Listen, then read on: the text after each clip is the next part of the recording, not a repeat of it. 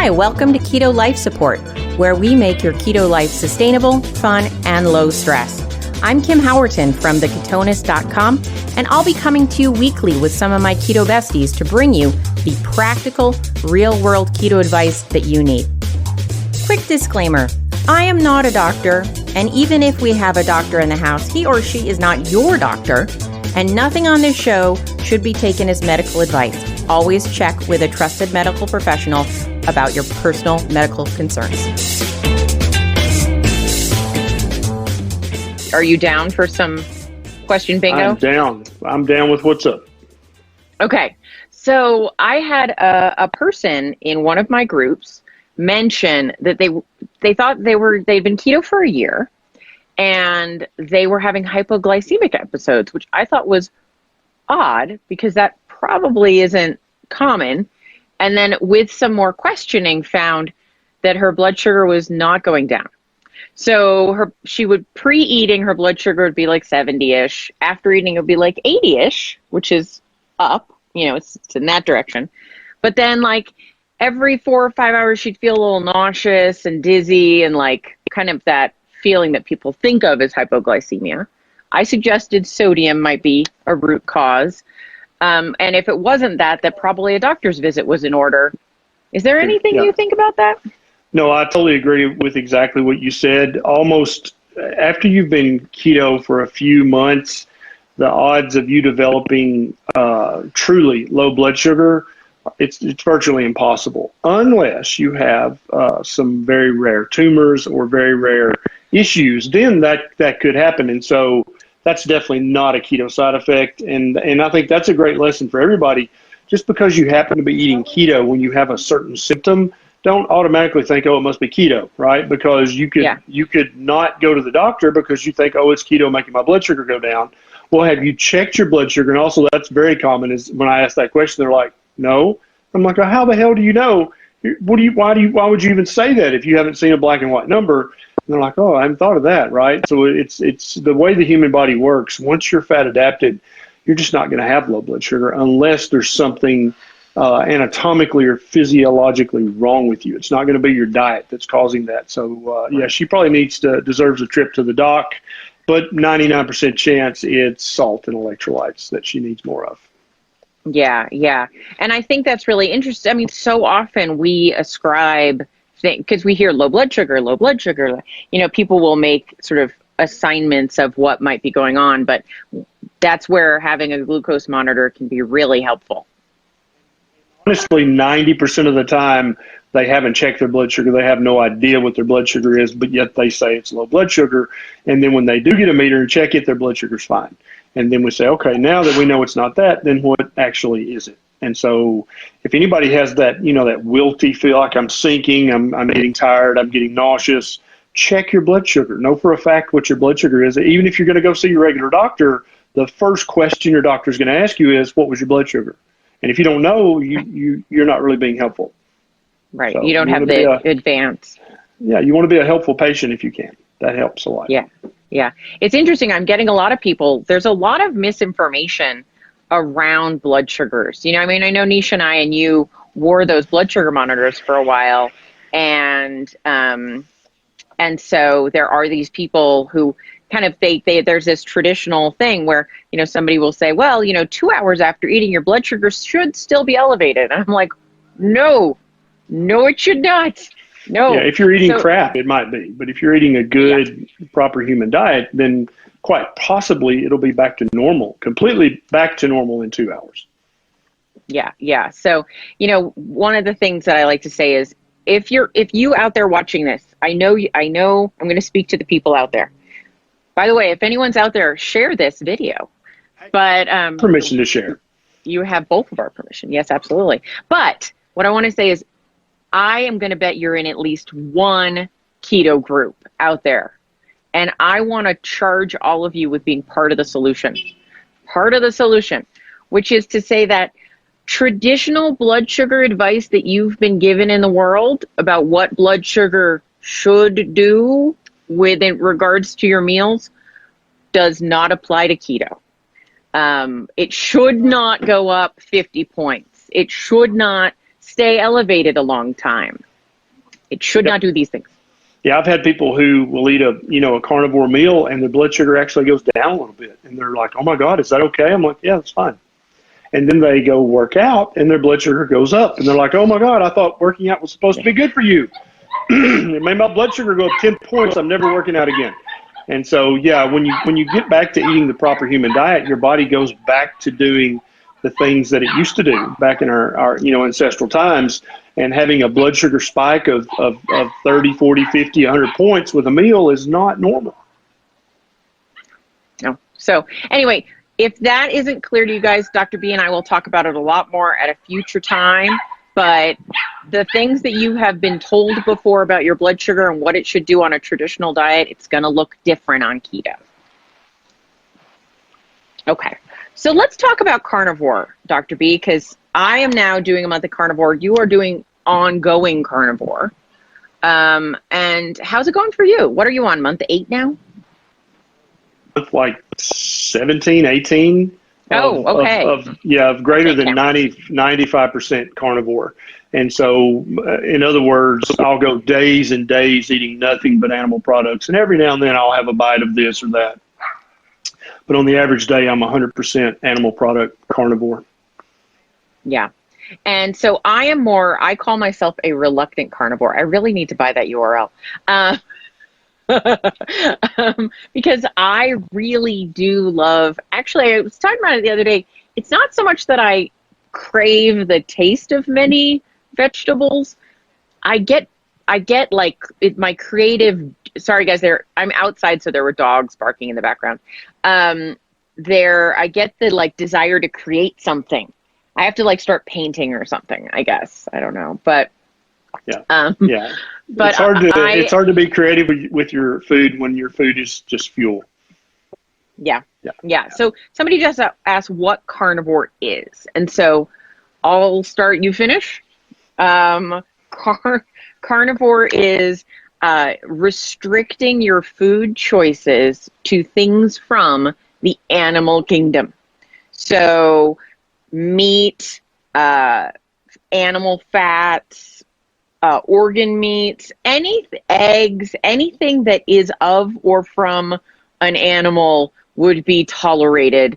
Though some people separately do or don't tolerate dairy. But that's kind of a separate issue. But carnivore would be considered that. Is there anything you need to refine? It's actually a very simple, very easy diet. It eliminates a lot of choice, and I don't say that in a bad way. I say that in a good way. When I get home from work, I go to the fridge and I've got ground beef and ribeye or eggs and bacon. And that's just like, what am I in the mood for? That's what I make. And so literally dinner's ready in 6 minutes, 3 minutes on each side, and I'm good to go. And so it's actually, if your life is very time restricted and you don't have a lot of time and you definitely don't want to be planning large, magnificent meals with all the trappings, then carnivore is very simple, very easy, very quick, to the point. You eat fatty meat until you're full. And so for me, the average day is either ground beef or ribeye. Today I had 6 quarter-pound hamburger patties and 6 pieces of bacon. That's what I ate today when I broke my fast. And so also you can have butter. Some people can have full-fat cheese. Other people find that they're sensitive to it and need to avoid the cheese and maybe just stick with butter or ghee. Egg yolks are great. I'm always eating, and so I might eat 6 eggs and throw 3 of the whites away, just so that I, have a higher fat to protein ratio. But I don't even consider it restrictive anymore. And nothing got rid of my carbohydrate sugar cravings like carnivore did. I just literally could care less about dessert now. Yeah, last night I was at dinner and they made some steak, so I had steak, and everyone else had vegetables and rice and this and that, and I just had steak. And then they brought out like the strawberry shortcake for dessert, and I had a cup of coffee. And I really thought about it. I thought about it. I thought, not like I was tempted, but I thought, is there any place in here I'm tempted to have some of that? And I was like, no. And I love me some. Kind of magical. It's kind of magical. After a few months on carnivore, you're just like, nah, not really. No thanks. Yeah.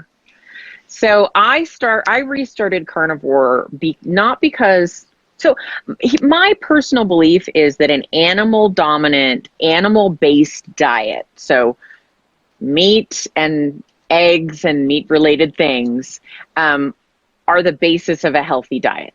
So I think that should be the basis of everyone's diet. And then I do think a lot of us tolerate vegetables. And if you tolerate vegetables, they're a lovely thing to add for some interest. Yeah, and so I don't necessarily want everybody to be carnivore. I would like it if you would try it for a month just to see how you react to it. But even people who are keto, I think that the most proper keto is a very fatty meat heavy, animal product heavy keto. I think that's probably for the vast majority of people. There may be some few people who do better with the veg heavy keto, but I think they're very few and far between. And keep in mind, the average American, 70% of their calories comes from plants. And a lot of people don't realize that. And so the average American is already eating a plant-based diet. Now, given that it's a processed, garbage, factory-made crap plant-based diet, but it's plant-based nonetheless. And so if you're eating, pancakes for breakfast and toast and you're eating, muffins and, the bagel, you're plant-based already. And so why not try a few months of animal-based diet? So eat mainly fatty meat and a little bit of green veg and see if you don't feel better by just kind of flipping it there for you. Yeah, absolutely. And so do I think there might be benefit for some people to eat a good deal of veg with their meat-based diet? Potentially, absolutely. And then some other people not. And so we're all somewhat individual. Yeah. Yeah, exactly. And so somebody just asked about avocados. Avocados do have some fat, but they also have quite a few carbs, right? Mm-hmm. And so if I were going to try to up my fat content in my diet, I would add egg yolks or I would add butter. I definitely wouldn't use an avocado to up my fat intake because you're going to more than up your carbohydrate intake by doing that. Yeah, there are a lot of, so people have asked about sort of like how do you get your fat versus this versus that. And so there can be a range of how much fat you're trying to get on a carnivore diet. What I'm kind of seeming to come to is I think we all have sort of an optimal fat and protein range our body likes. But I can't tell what yours is by looking at you. And so we all have to experiment a little. Great with a very low, like a high protein, moderate fat carnivore, but I don't do well at all with that. I need my fat to protein ratio to be at least 1-to-1 on a gram basis, and preferably, heavier on the fat side than on the protein side. Yeah, and so a diet that's kind of 1-to-1-ish looks like a lot of ribeyes, some ground meat that's more around like a 75-25, not lower than that. You're adding some butter to your life, heavy on the egg yolks, and you're going to easily reach 1-to-1 or just above it for doing that. And bacon grease or butter, and you got it. Yeah. That's it. Yeah.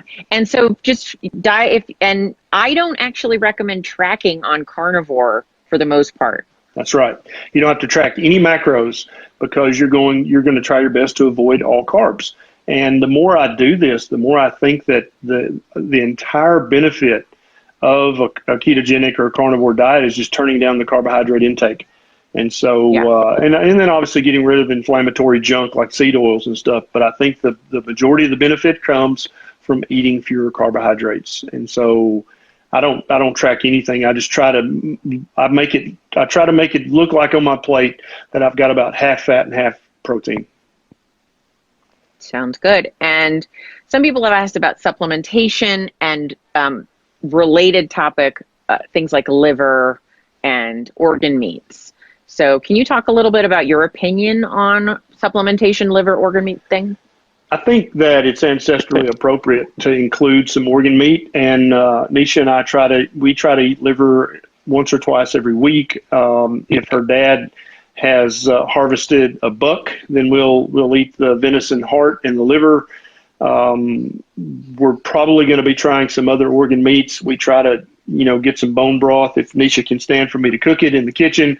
But I think That's what I do on a daily basis. You tell me what you do.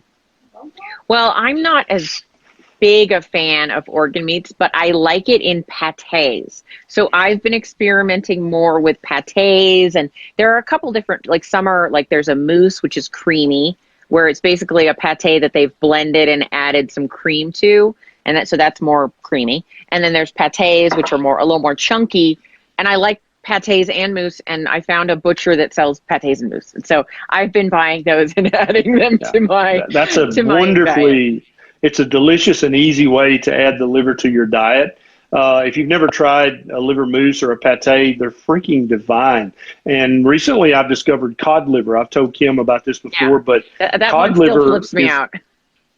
Yeah, it's very mild. It is not like cod liver oil at all. It's very mild. It's tasty. You can put a little mustard on it, and it's delicious. I like to mix it with egg yolks and mustard, and then I use that as the condiment for my steak, and that's pretty tasty. But cod livers, and I mean, you could blend it up in a Ninja or a Magic Bullet with some butter and a couple of raw egg yolks. That would be divine. Put some spices, some salt, whatever, spice it up however you like. That would be so delicious. Nisha still hasn't tried it yet. Some of you that are on the edge here, there's a company called U.S. Wellness Meats, and they sell like a Braunschweiger, which is like almost like a sausage, but it's got liver, and they've got ones with heart, and they're very tasty, and they're not scary. It's sort of like eating any other kind of meat. And so if you want to start there, that would be an easy space. And then because I probably don't get as much on the spectrum of awful as I want, or as I should, I also take something called, I think they're called ancestral supplements or ancient supplements. I have to look them up. I always forget, but I think they're ancestral, and they're desiccated organ meats in a little pill. Not quite as good as eating the actual organ, but it's probably okay. Totally. Yeah, probably okay. Absolutely. If you just can't stand the thought of ever eating an organ, then I think, don't they have like liver and kidney and heart and brain, everything? Yeah, blended up, and so then it's actually freeze dried, so it's not like heated, so therefore you still get a lot of the natural good nutrients. And I think it's probably a good secondary alternative, but not as good as the real stuff. Yeah, I would totally agree. I'm sort of covering some bases with it because I'm afraid I don't get quite enough. But I other than that, the only supplement I currently take is magnesium malate, and I use extra sodium, salt. And then intermittently I'll use vitamin D3, but not in the summer because I just try and stay out of the sun. And sometimes I'll take some D3. Sometimes I will take some DHEA. Sometimes I'll take some CoQ10, but those are very sporadic, and I might forget for a couple of weeks. If I go out of town, I never take them with me. And so really the only thing that I concentrate on getting is salt, and then magnesium. Oh, and iodine. Yeah, chloride and iodine. That's the things, those are the elements I really try to make sure that I'm getting enough of. Because if you don't get enough of those, you will have problems, and it's hard to get too much of them. So if you take a little too much, you're just going to urinate out the extra. Yeah, absolutely. And some people have asked, somebody asked about vitamin C, and I just want to say there is a lot of myths about vitamin C. One, if you're not eating a lot of garbage glucose, you don't need as much vitamin C because vitamin C competes with glucose. And then the other thing is there is actually vitamin C in even muscle meat. There's tons in liver. Vitamin C in ribeye and any cut of red meat like that. And I think it's beef liver or pork liver. They have quite a bit of vitamin C. And then chicken liver has a little bit of vitamin C. But it looks like, and we don't know for sure, but it looks like if you're not eating carbs and not eating fiber, you just don't need as much vitamin C. Because one of the main things that vitamin C does is helping with collagen synthesis.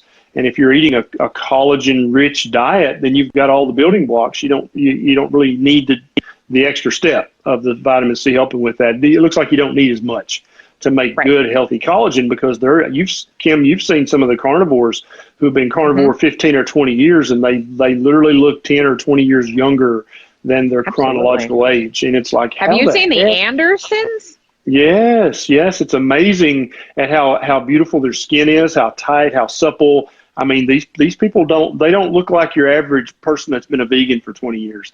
A 20-year carnivore looks virile, vigorous, and potent. Yeah, yeah. Like I think her name's Charlene Anderson. She's like 45. You Yeah, wouldn't say she's like she looks like she's 23. Like it is that's it too. insane. Yeah, Yeah, yeah. They both, probably and the he's like accent as well. 60, and her husband's 60, and he looks like he's 40, 35, 40 maybe. Yeah, it's That's nuts. what I'm working for.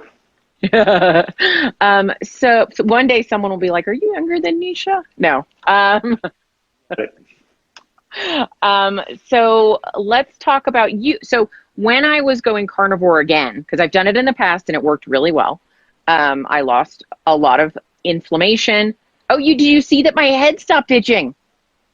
Yeah, yeah. I actually re-grammed that. Is that what you do on Instagram? Oh, you did? Okay. I shared your post on my story. Yeah, because it's like, yeah, this happens all the time when you stop eating slow poison. Yeah, I've had, you guys, if you didn't see my Instagram, I've had just this one spot right here on my head that has itched for years. Just this vague itching feeling, and it's annoying. And you can't see anything. There's nothing wrong with it. And it went away. The itching went away this week. So anyway, you had suggested maybe I start this experiment with some blood tests. Why did you suggest what you suggested? We're bumping around in the dark, really. Yeah. And what I think that we're doing is we're rediscovering the proper human diet that human beings have eaten for 250,000 years. That's what I think we're doing. But why not document as you go? And so we tell people all the time, take pictures, take your measurements. And, checking lab work is kind of the ultimate black and white measurement of what's going on inside your body. And so I think anytime you're going to start a dietary experiment, it's smart to just say, okay, let's get some baseline labs, see where everything is, and then you can recheck them in 2 months, 3 months, 6 months. And then if there's zero difference, and you feel great, then you know you didn't hurt anything. But if there's some improvement, then there you go. If there's something that got worse, then you can reevaluate and say, maybe I need to do this differently or whatever. But I think as we all rediscover the proper human diet together, I think it makes good common sense to check your lab work as you go, to take your body measurements, to weigh once a week or once a month, to take pictures every 3 to 6 months of yourself and your skivvies in the bathroom in private. And just say, okay, what has changed in 3 months? How do my labs look? How are my measurements? How do I look in the mirror? And that just gives you immediate feedback. Oh, okay, I'm okay. I didn't die. And here's the black and white that shows that my labs are just as good, if not better, than before I started this. Okay. Someone asked